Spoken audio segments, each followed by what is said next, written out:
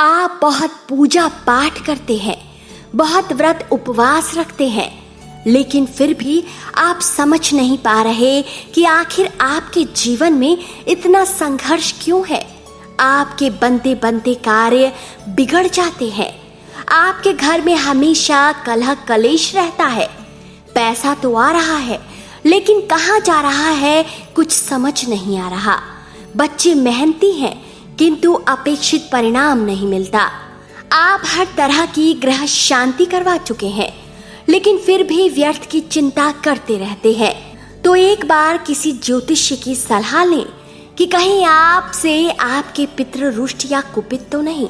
मित्रों, पितृ यदि नाराज हैं तो इसका अर्थ ये हुआ कि आपके घर परिवार पर पितृ दोष का साया है। शास्त्र ज्ञाता कहते हैं कि हमारे पितृ हमारे पूर्वज हैं, जिनका ऋण हमारे ऊपर सदैव रहता है। आखिर उनके उपकार के फलस्वरूप ही हम इस जीवन में नाम, यश, सुख सुविधाएं भोग पाते हैं। ऐसा माना जाता है मनुष्य लोक से ऊपर पितृलोक है, पितृलोक के ऊपर सूर्य लोक है और इससे भी ऊपर स्वर्ग लोक है। सारी आत्माएं पितृलोक में जाती हैं। धर्मशास्त्रों के अनुसार शरीर से जब आत्मा का त्याग होता है तो वह पितृलोक में जाती है। वहां हमारे पूर्वज मिलते हैं। इसके आगे आत्मा अपने पुण्य के आधार पर सूर्य लोक की तरफ बढ़ती है, और यदि आत्मा ने अधिक पुण्य कमाए हैं तो यही आत्मा सूर्य लोक से सीधा स्वर्ग लोक की तरफ चली जाती है। लेकिन करोड़ों में शायद ही कोई आत्मा ऐसी होती है जो परमात्मा में समाहित होती है, जिससे दोबारा जन्म नहीं लेना पड़ता, यानी जन्म मरण से मुक्ति।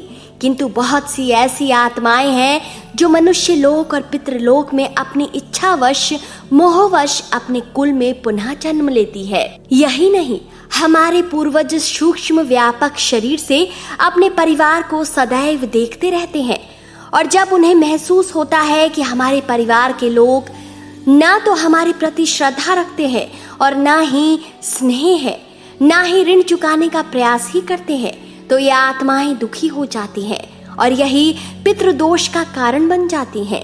संभव है पितृदोष आपकी कई पीढ़ियों से चला आ रहा हो, लेकिन आप इसे अपने भाग्य का फल समझकर भोगने को विवश हैं।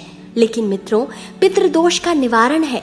आज इस वीडियो में जानते हैं कि पितरों की नाराजगी के क्या लक्षण हैं। पहला लक्षण कि यदि आपके घर में लगातार कोई बीमार है और तमाम इलाज के बावजूद ठीक नहीं हो रहा है, तो इसका अर्थ है आपके पूर्वज आपसे कुपित है। 2, हर कोई परिवार में शांति का ही अभिलाषी होता है, लेकिन फिर भी लड़ाई झगड़े हो जाते हैं। ऐसे में यदि ऐसा बार बार हो रहा है तो यह सब पितृदोष की वजह से हो सकता है। 3, अच्छी कमाई होने के बावजूद भी घर में पैसों की किल्लत बनी रहती है, तो बहुत संभावना है आप पितृदोष के शिकार हैं।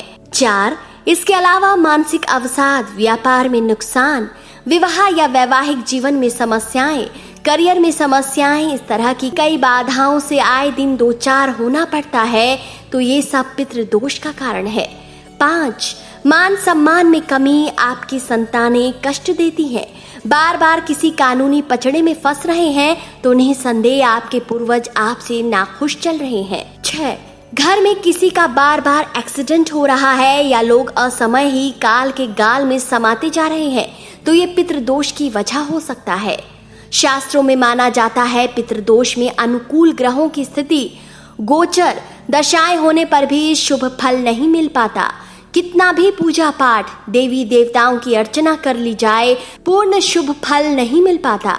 मित्रों, माना जाता है कि पितृदोष एक अदृश्य बाधा है और इसके पीछे कई कारण हो सकते हैं, जैसे आपके आचरण से, किसी परिजन द्वारा की गई गलती से, श्राद्ध आदि कर्म न करने से, अंत्येष्टि कर्म आदि में किसी त्रुटि से, जो भी हो, शीघ्र अतिशीघ्र पितृदोष की शांति अवश्य करवा लें, आपका कल्याण होगा। तो दोस्तों, आपको आज का वीडियो अगर अच्छा लगा है तो इसे शेयर जरूर कीजिए और पेज को लाइक कीजिए।